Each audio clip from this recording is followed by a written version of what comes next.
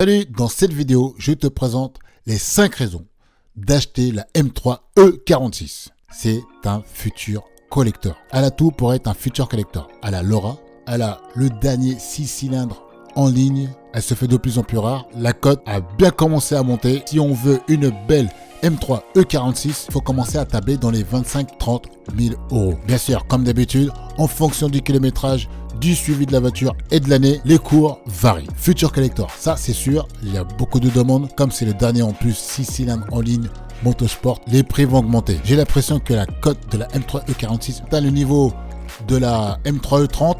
Mais je pense que ça va pas être trop loin parce que là on est dans les 30-35 000 en fonction de l'état. Bien sûr il y en a des moins chers en fonction de l'historique, de l'entretien. Je pense qu'on tient un bon morceau. Donc si vous voulez faire un coup et vous avez le budget, M3 E46 est un très bon choix. La deuxième raison, je mets le moteur extraordinaire.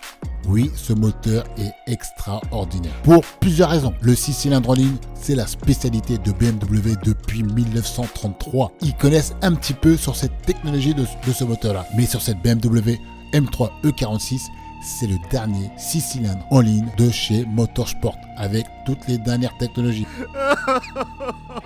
Dont le Vanos qui est le déphasage des abracams pour gagner en puissance. Donc ce moteur, il est souple à bas régime, il devient métallique, il devient rageur et peut monter jusqu'à 8000 tours minute. Comme une voiture de course. J'ai fait cette vidéo sur la M3 E46 et je peux vous dire que c'est tellement grisant de taper les 7900, 8000 tours minute avec ce moteur là. Franchement, elle donne vachement de sensations. Le bruit est envoûtant. Il y a tout ce qu'il faut pour avoir un plaisir de la conduire et surtout de la conduire vite. Donc ce moteur il est exceptionnel. La technologie qu'ils ont utilisée avec son admission 6 papillons indépendants, c'est que dans les voitures de course qu'on peut retrouver ce genre de technologie là. Et sur cette M3 E46 qui débute de 2001 à 2006 pour les dernières, vous avez les derniers moteurs de chez Motorsport et c'est un des meilleurs je pense qu'ils ont jamais fait. Ils en ont fait pas mal de très beaux moteurs, mais celui-là, je pense qu'il fait partie de top du top. D'ailleurs, après ce moteur 6 cylindres en ligne, ils sont passés au V8 parce qu'ils étaient passés au bout du potentiel de ce moteur-là, avec un rendement spécifique à plus de 100 chevaux au litre. Pour un Atmos, c'est énorme.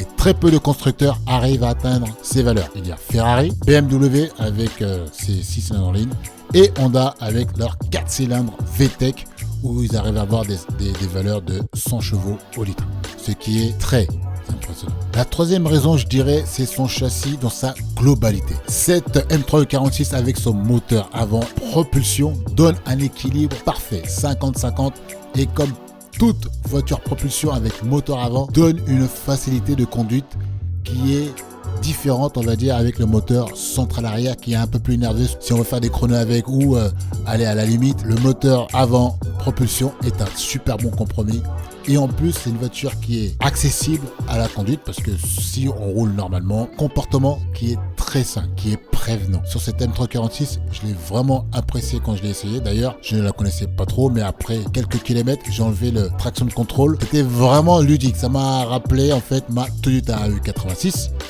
mais en plus lourd.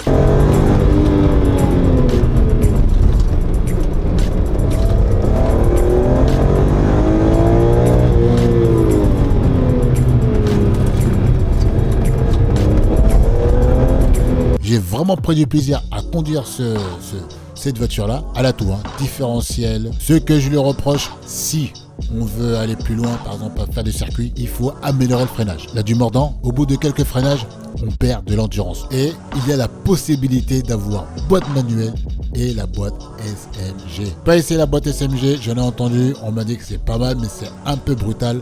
Mais à choisir, si vous voulez avoir le collector M3 E46 boîte manuelle, franchement, c'est une tuerie. La quatrième raison d'acheter une M3 E46, c'est son gabarit. Ça reste encore une M3 à taille contenue, on va dire, niveau longueur, largeur. Quand on voit les nouvelles M3, les M4 qui sortent là, elles sont hyper longues, elles sont hyper larges. J'ai l'impression pour moi que c'est plus une M3, mais des M5. Ce gabarit de cette M3 E46, malgré qu'elle est un peu lourde, dans les 1500 kg, je la trouve vraiment sympa niveau gabarit. c'est pas trop large, c'est pas trop long.